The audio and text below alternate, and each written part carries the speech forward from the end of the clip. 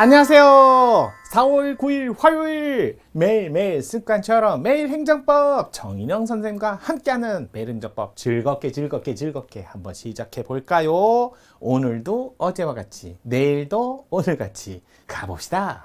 자, 다음 사례에 관한 설명으로 옳지 않은 것만을 모두 고르면 아우 이거 어려운 문제였어요. 어려운 문제인데 그래도 기본적인 거 알고 그 다음에 그걸 전제로 문제를 푸셨다면 그래도 풀 수 있는 방법은 있었죠. 자, 이거 이런 식으로 사례 나온다고 너무 겁먹지 마세요. 이거요, 위헌 결정에 따른 처분, 위헌 결정에 따른 후속 절차, 이거에 관한 문제였어요. 우리나라 헌법의 107조에 가보면 2항에 자, 법규명령 등이에요. 법률 말고요. 법규명령.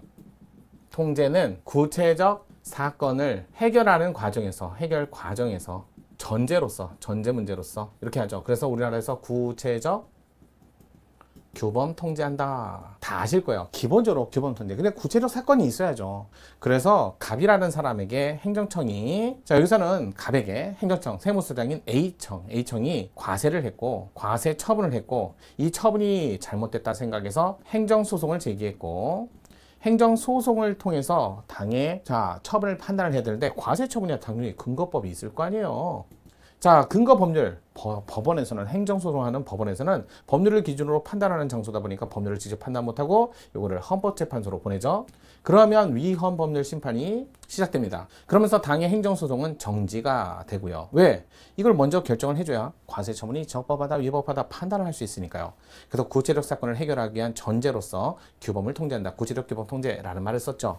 자, 사후에 2024년 4월 달에 소송을 제기했는데 위헌법률 심판은 2025년 4월 달에 재판이 끝나서 위헌이었다. 따라서 이 근거 법률이 무효가 된 거죠. 이 무효가 됐을 때 이 무효는요, 형벌 조항을 제외한 행정법 같은 경우는 장래효밖에 원칙적으로 없어요. 장래를 향해서 효과를 받으니까 이 상태에서 2024년 4월에 있었던 근거 법률은 유효한 거죠. 그럼 이 사람은 스스로 소송을 통해서 결과물을 얻었지만 자기에게는 효과를 못 느끼니까 이거 누가 소송했어요? 그래갖고 예외적으로 이런 소송을 하는데 기여하신 분, 당해 사건, 관련 사건, 그 다음에 병행 사건, 일반 사건은 비교결항을 해서 하지만 이런 사건은 소급표를 준다는 거예요. 이럴 때 소급표를 주는데 24년도 4월달 당시에 당해 공무원은 이게 법률이 위헌 결정 받으라고 알 수가 없었잖아요. 고의가실도 인정 안 되고, 또 이럴 때 과세 처분은 취소 사유, 중대하긴 하지만 명백한 사유는 없었잖아요. 24년에 어떻게 알아요? 25년에 벌어질 일을. 취소 사유. 따라서 요 행정소송은 아마 취소 소송이라면 지워줄 거예요. 만약에 불가증력이 발생해서 취소 사유에 해당되는데 어쩔 수 없이 무효동 확인 소송을 걸면 무효가 아니다. 왜? 아니 이거 취소 사유인데 무효 소송 걸면 기각 나오죠. 그래서 소급표가 제한이 걸려요. 단 불가증력이 발생했거나 기판력이 발생하면 소급표가 제한이 걸립니다. 이거 기판력에 의해서, 불가증력에 의해서. 요거까지 암기하셔야죠. 다만 위헌 결정 이후에 후속 절차 집행을 하면 되나요, 안 되나요? 이후에 후속 절차라든지 집행은 이건 무효가 된다. 이건 무효가 돼요. 따라서 여기 있는 행정처분이 무효가, 취소 사유고 취소가 되든 안 되든 후속 절차 집행은 무효니까 따로따로 보셔야죠.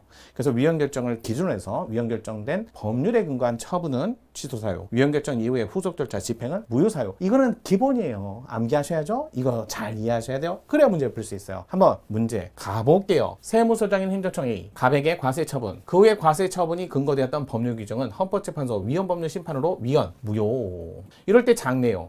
그러나 그 과세 처분은 위헌 결정 이전에 나왔으니까 이 과세 처분은 취소 사유죠. 그런데 제소 기간은 이미 경고했다. 불가증력이 발생했대. 다 나오네요. 그럼 이 과세 처분에 대해서는 취소 사유지만 불가증력이 발생했으니까 어차피 취소소송을 걸 수가 없는 상태에서 무효등 확인 소송을 걸면 그건 건들 수 없이 기각이 나오지만, 다만 위헌 결정 이후에 후속 절차 집행하는 건 무효가 되니까 그건 막을 수 있잖아요. 행정청 A는 갑의 명의 예금에 대해서 압류 처분을 했다. 한편 과세 처분의 집행을 위한 이 압류 처분의 근거 규정 자체는 따로 위헌 결정이 내려진 바 없더라도 위헌 결정 이후에 후속 절차 집행은 이게 있으면 이 집행 처분은 무효가 된다는 거, 따로 소송을 통해서 다툴 수 있다는 거. 따라서 소송의 결과에 따라서 다시 소송을 못하거나 또는 소송의 결과를 그대로 집행하면 이건 구속력, 기속력이 발생한다는 뜻이죠. 이걸 갖고 문제를 했어요. 기속력이라는 단어 때문에 어려웠을까요? 한번 지문을 살펴볼게요. 옳은 것, 옳지 않은 것만. 자, 기업 갑에 대한 과세처분, 압류처분, 과세처분과 요거는 자 취소 사유. 그다음에 이건 후속 절차 별개의 행정처분이므로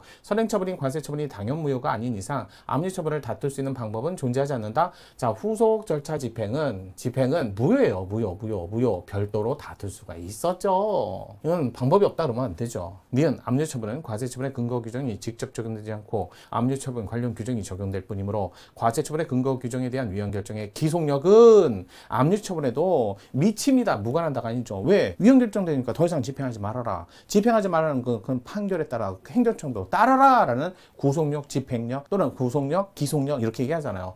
기속력, 구속력이야. 행정처분 간의 구속은 기속이 미친다라고 해야죠. 무관하다. 이것도 틀렸네요. 자, 디귿 과세처분 이외에 조세부가 근거되었던 법률 규정에 대해서 위헌 결정이 내려진 경우라면 과세처분은 당연무효가 아니라 하더라도 취소 사유죠. 위헌 결정 이후에 과세처분 집행을 위한 압류처분을 하는 것 이후에 집행을 위한 더 이상 허용되지 않아서 무효가 된다. 맞네요. 이것만 올바른 지문이네요. 따라서 구속력을 미치고 무관하다 틀렸고 또 다툴 수 있는 방법이 없다가 아니라 무효 등 확인 소송을 통해서 다툴 수 있지요. 따라서 옳지 않은 지문은 기억과 니은이 2번이 정답이었습니다. 자, 이거 판례 잘 이해하시고 이거 사례 문제로 많이 나오는 판례예요.